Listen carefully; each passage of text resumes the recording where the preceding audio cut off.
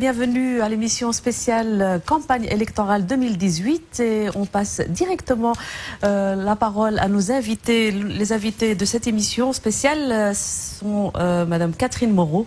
Madame Catherine Moreau qui est de profession médecin, députée bruxelloise à la Communauté française, chef de groupe PS au Parlement francophone et présidente du PS à Molenbeek. Et vous vous présentez, vous êtes tête de liste à Molenbeek. Donc, et elle est accompagnée de Monsieur Khalil Boufrakesh, qui est candidat le 22e sur la liste SPA-PS, qui est une liste commune à Molenbeek. Vous allez nous parler, avant de parler des enjeux de la commune Molenbeek, peut-être de vos parcours, Madame.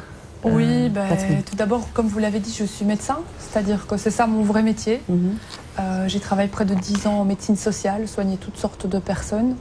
À partir de la médecine, je me suis spécialisée dans les questions sociales et de santé, en constatant que la santé, au fond, c'était l'aboutissement de toutes sortes de conditions de vie, notamment le logement, l'emploi, etc., l'éducation également. Et donc, le PS m'a du coup de plus en plus happée. Et à un moment donné, je suis devenue chef de cabinet de Rachid Madran et puis maintenant députée. Mais donc mes matières de prédilection, c'est la santé et le social. Et puis cette législature, j'ai travaillé énormément sur un dossier en particulier. Il s'agit du dossier des discriminations, en particulier les discriminations à l'embauche, dans l'emploi.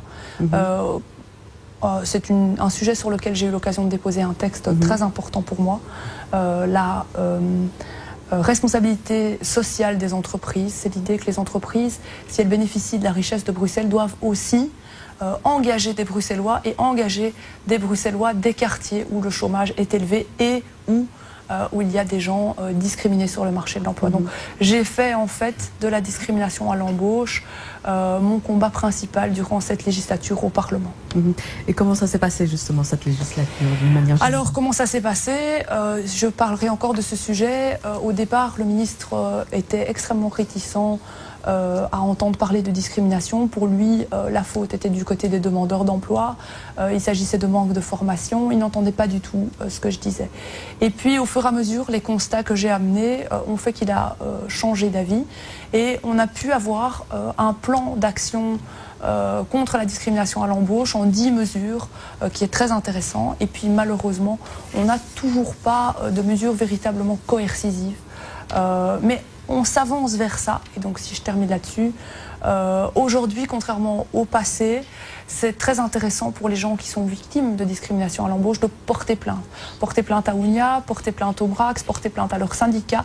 Ils peuvent choisir, je dirais, l'endroit où ils vont déposer leur plainte, mais il faut savoir que désormais, l'inspection régionale de l'emploi peut travailler à base de ces plaintes, à faire un test de discrimination à l'embauche et potentiellement sanctionner une entreprise. Ça, c'est la grande nouveauté de cette législature et j'en suis très très fière. Voilà, donc vous allez mettre en avant ces mesures en tout cas. Je donne la parole à Monsieur Khalil Boufrakesh. Vous êtes donc, comme je l'ai dit, 22e sur la liste PS-SPA. C'est votre première candidature, alors quelques mots sur votre parcours et puis ce choix aussi bien du parti que de la politique. Tout d'abord, je tenais à vous remercier en préambule de cette invitation. Alors moi, c'est Khalil Boufrakesh, je suis 22e candidat sur la liste d'ouverture voulue par Catherine Moreau et l'ensemble de la section du Parti Socialiste à Molenbeek. J'ai 28 ans, j'ai fait des études de sciences politiques et de droit et je suis actuellement auditeur financier des projets européens. Alors pour faire court, parce que c'est extrêmement complexe, mon travail consiste donc à veiller à la bonne gestion financière des montants accordés par l'Europe dans le cadre du Fonds européen de développement régional. Alors, je suis molenbeekois, belgo-marocain depuis les années 60. Alors si vous me permettez, je vais vous expliquer pourquoi. Mes grands-parents sont arrivés dans les années 60 ici à Molenbeek, ils se sont installés là. Et donc, je pense que c'est une richesse d'avoir une double appartenance, contrairement à d'autres qui disent que ce n'est pas une plus-value, c'est une plus-value. Je me permets également de rebondir par rapport à ce que disait Catherine Moreau, notre chef de section. Les discriminations à l'embauche, ça existe. C'est une réalité que vivent de nombreux Molenbeekois et de Bruxellois plus globalement. Et je voudrais dire aussi que les Molenbeekois ne demandent pas à être au-dessus de la loi, mais ils ne demandent pas non plus à être en dessous de la loi. Et donc, ce travail, il faudra travailler à porter plainte contre les employeurs qui discriminent sur base de l'origine, de l'orientation sexuelle ou de la confession. Donc voilà, ça c'est un petit peu votre parcours. Et qu'est-ce qui vous a vraiment donné l'envie de vous lancer en politique? Écoutez, mon engagement ne date pas d'hier. Ça fait des années que j'ai ma carte politique au sein du Parti socialiste. Le Parti socialiste prône des idées qui sont les plus en phase avec ma pensée. Je pense à la place, par exemple, de l'État au niveau de l'économie. Je pense à l'aspect de tout ce qui est philosophie politique, l'individu. Par exemple, pour nous, l'individu n'est pas responsable de ses actes, n'est pas que responsable de ses actes. Il y a une responsabilité collective. Et ce que je vous disais, j'ai travaillé 2 années auprès d'Actiris et j'en ai conclu que le chômage n'est pas une responsabilité individuelle, elle est également collective. Et donc ça, c'est important quand même de le souligner. Et d'où ma participation aujourd'hui à votre débat. Je serai candidat aux élections communales pour justement défendre ces idées qui me paraissent des idées justes et progressistes. Merci Khalil Boufrakesh. Madame Catherine Moreau, alors on ne va pas rappeler les points noirs de la commune de Molenbeek, mais quels sont les enjeux et qu'est-ce que vous avez vraiment envie de travailler, de changer à Molenbeek? Mais tout d'abord, en termes d'enjeux, il y a deux grands points de friction, points de tension. Ce sont même des champs de combat, je vais dire, principalement entre le Parti socialiste et le MR, emmené par... Je rappelle que vous êtes dans l'opposition. Nous sommes dans l'opposition, tout à fait, aujourd'hui. Donc, des points de tension majeurs entre le Parti socialiste que je représente à cette élection et le Parti MR de la bourgmestre actuelle. Ces 2 points de tension, c'est d'abord comment faire face à une gentrification importante du centre de la commune. Et alors, le 2e point de tension, la politique fiscale. Comment est-ce qu'on va, face aux besoins très importants des Molenbeekois, financer nos politiques? Là, nous avons vraiment des visions tout à fait opposées. MR et PS. Donc, sur la question de la gentrification d'abord, évidemment c'est intéressant que la zone du canal monte, qu'il y ait un essor de cette zone, mais nous disons qu'il doit se faire avec une grande attention pour les habitants qui sont déjà là, qui ont parfois investi des années, des milliers, voire des centaines de milliers d'euros dans leur maison et pas à leur détriment. Donc là, il y a un champ vraiment de bataille avec le MR qui n'a pas agi de cette manière-là, cette législature-ci, qui au contraire a été de manière extrêmement incisive, insistante, déloger des habitants et des familles. Nous ne voulons pas d'une telle pratique. Nous voulons que celui qui est né à Molenbeek puisse continuer d'y vivre s'il le souhaite. Alors le 2e champ de bataille, c'est la politique fiscale. Nous prétendons, et je peux l'expliquer très très simplement, que aujourd'hui Molenbeek fait face à des nécessités de dépenses inouïes, énormes, et ne peut pas le financer seul.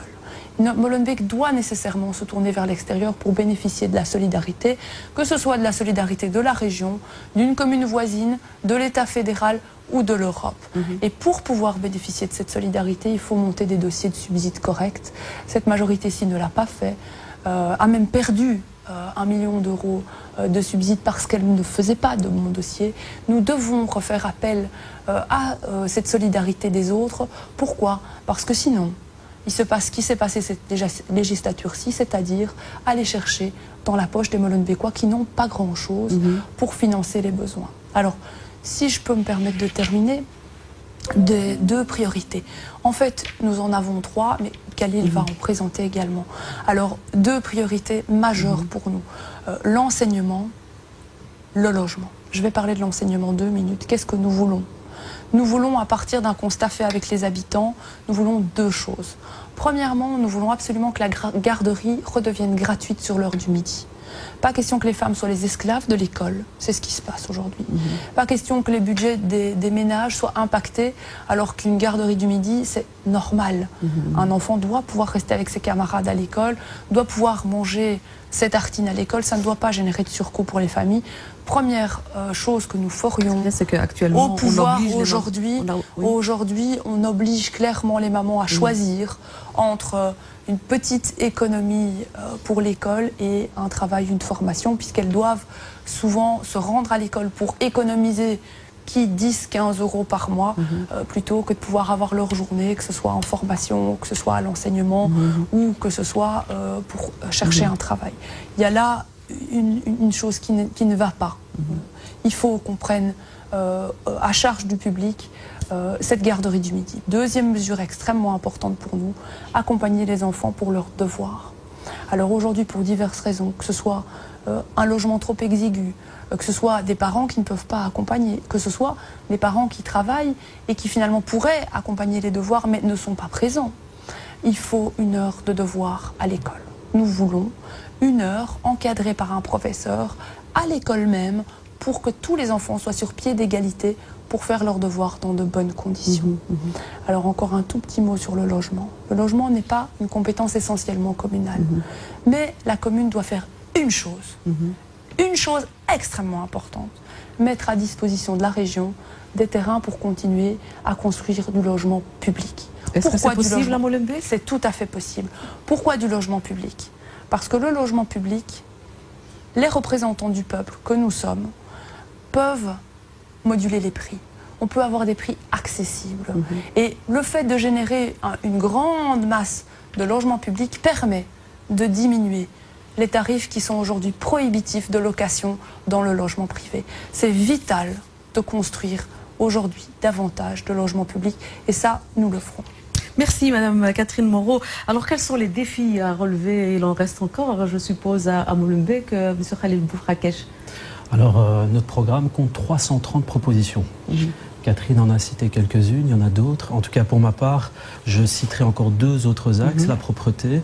Voilà, il y a, je ne sais pas si vous avez lu ça il y a quelques jours, un journal qui disait une enquête indépendante réalisée par Testachar et non pas par le Parti Socialiste, donc l'objectivité est là, et qui disait que notre commune, malheureusement, est l'une des communes les plus sales de Belgique.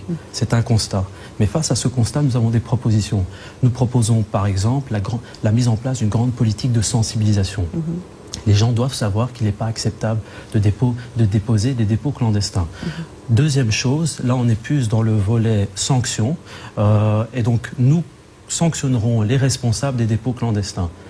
Et enfin, nous remettrons en place ce qu'on appelle un service communal de récolte d'encombrants. Il en existe un, mais c'est la région. Nous remettrons un autre service dans au niveau communal. Et je finirai en disant qu'il faut créer une équipe d'urgence dépôts clandestins. Plus question de laisser des dépôts clandestins 2-3 jours dans la rue. Voilà, c'est ça notre volonté pour la propreté à Molenbeek. En ce qui concerne la jeunesse, c'est important, si vous me le permettez. Molenbeek a connu des moments difficiles, notamment la jeunesse, qui a été pointée du doigt ces dernières années. Par conséquent, nous avons un bon projet pour cette jeunesse. Nous proposons par exemple de lancer un projet 1000 Job Students. En gros, ça consiste à faire venir certains employeurs dans la commune et proposer des emplois communaux, mais aussi dans des entreprises installées à Molenbeek. Je pense par exemple, je ne citerai pas de nom pour éviter de faire de la concurrence à l'un ou l'autre, mais donc les réunir et pouvoir matcher employeurs et employés. C'est important, ça permettra de donner une première expérience à nos enfants. Voilà le sens de notre engagement pour Molenbeek. Et votre priorité à vous dans tout ça ? Ma priorité, c'est pour moi la jeunesse, c'est important, c'est ce que je vous disais, et la propreté. Parce que, permettez-moi de vous le dire, Molenbeek, c'est une commune très importante, il y a beaucoup de jeunes. Et donc, un des droits fondamentaux, c'est le droit de vivre dans un environnement sain. Et donc, par conséquent, la propreté, pour moi, c'est important. Je fais souvent des photos de dépôts clandestins, j'essaie de signaler cela. Il faut que cela cesse à partir d'un moment. Merci, Monsieur Khalil Boufrakesh. Vous gardez la parole. Vous adressez à toutes les personnes qui nous regardent. Qu'est-ce que vous avez vraiment envie de leur dire à toutes ces personnes qui vont voter le 14 octobre ? Écoutez, moi je pense qu'il faut aller voter. C'est un acte citoyen fort, c'est important. Nous avons une très bonne liste avec Catherine Moreau qui a les capacités de rassembler l'ensemble des Molenbeekois, de tous les quartiers de Molenbeek. Et donc, concernant le vote, ils peuvent aller voter. Il y a une procédure de vote qui est expliquée, qui est expliquée sur le site de la commune. Et donc, les gens peuvent aller s'informer sur le site de la commune. Ce sera du 25 septembre au 5 octobre. Voilà, c'est ce que vous avez envie de leur dire. Voilà, c'est important. Merci, Monsieur Khalil. Donc, Boufrakesh, je rappelle, vous êtes 22e sur la liste PS-SPA à Molenbeek. Madame Catherine Moreau, la spécificité des habitants de Molenbeek, c'est d'être attachés à leur commune. Qu'est-ce que vous avez vraiment envie de leur dire ? Mais j'ai envie de leur dire, c'est une fois tous les 6 ans. 6 ans, c'est très long. Les Molenbeekois, ils le savent. Donc aujourd'hui, 14 octobre 2018, c'est une date très importante. Il faut aller voter, il faut prendre son destin en main et pas repartir 6 ans avec les mêmes. Je ne pense pas que c'est le souhait des Molenbeekois. Je crois qu'ils ont envie de changement. Et donc j'invite absolument à se rendre compte que le 14 octobre, c'est le moment sur les 6 ans où on peut s'exprimer. Et j'invite tous les Molenbeekois à comparer les programmes, à comparer les projets, à bien réfléchir. Et s'ils veulent du changement, c'est le PSSPA, c'est la liste 5, qu'ils nous soutiennent. Merci Madame Catherine Moreau, donc tête de liste à Molenbeek. Khalil Boufrakesh, 22e sur la liste PS-SPA aussi à Molenbeek. Voilà, l'émission est terminée pour aujourd'hui. Je vous donne rendez-vous avec d'autres candidats. D'ici là, passez de très très bons moments.